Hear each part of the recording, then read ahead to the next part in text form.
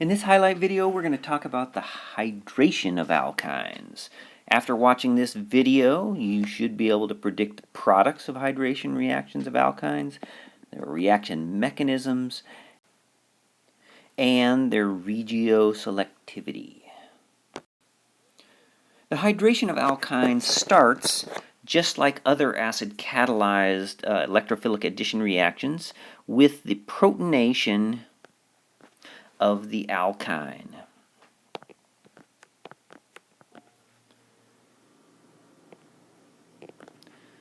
Just like when we did this for the hydrohalogenation reaction, we ended up with this vinyl cation, which can then react with the nucleophile, which is water,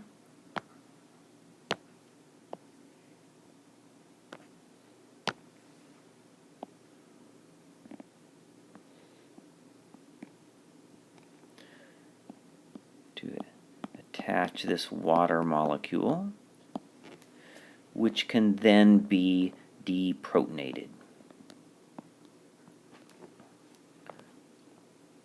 We'll use the conjugate base of sulfuric acid.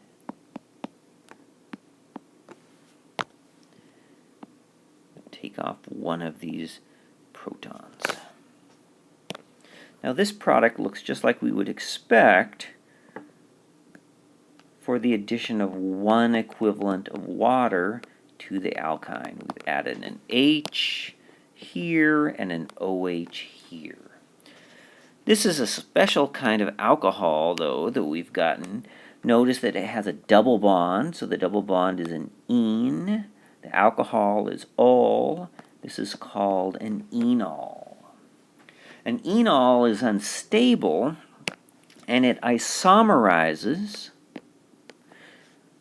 to a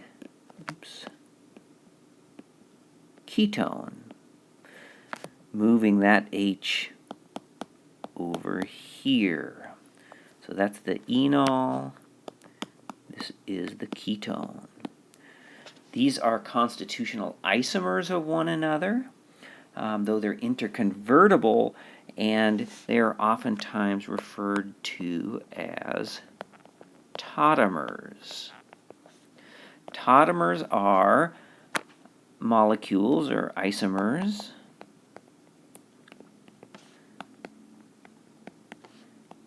that differ in the position of a proton and a double bond. All right, so let's look a little bit more at this isomerization reaction. This step can be either acid-catalyzed or base-catalyzed, but we're going to concentrate on the acid-catalyzed reaction right now. Looks like I left off the OH here. So this is the enol, and it tautomerization to the ketone. So the first step here is going to be the protonation of the double bond.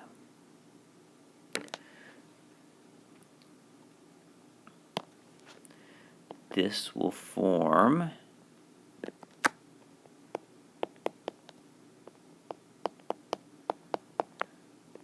a carbocation that looks like this, that's stabilized by resonance by the oxygen donating electron density to that carbocation. So these are both resonance structures.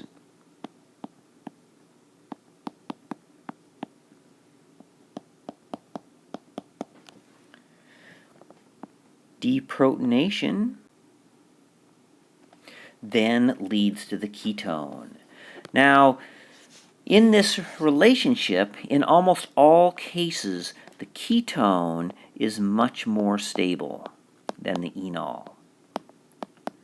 All right, so after the addition of one water molecule to the alkyne, we generate the enol, but it quickly isomerizes to a ketone, so we don't get the addition of a second molecule of water.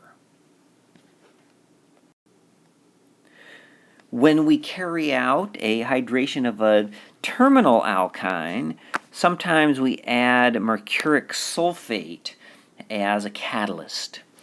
We're not going to worry about the mechanism of how that plays a role, but we can predict what the product will be.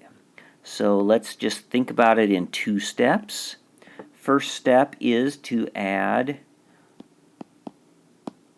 our molecule of water. So we have an H there and an OH here. So this is our enol. This tautomerizes to the ketone.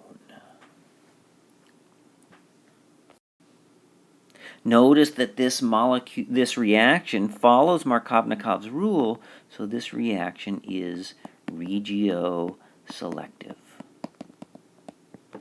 All right, so what if we wanted to do an anti-Markovnikov hydration? In other words, we wanted to put the OH on the terminal position.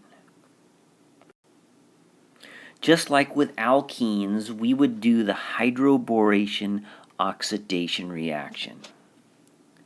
So remember, the way that this works is that the borane orients itself with the boron to the less sterically hindered end of the pi bond. So this is going to go to the boron.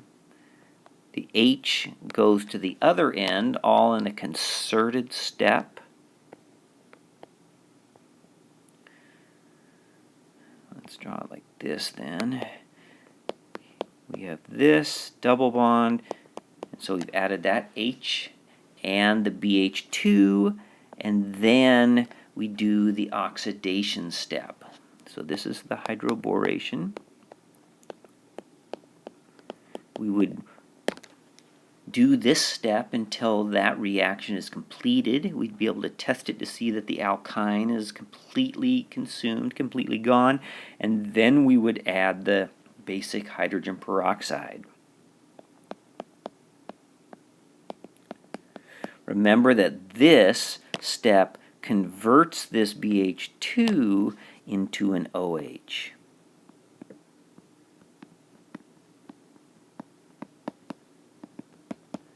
And so now we have formed another enol, but the alcohol end of the enol is on the end. This, like before, can tautomerize.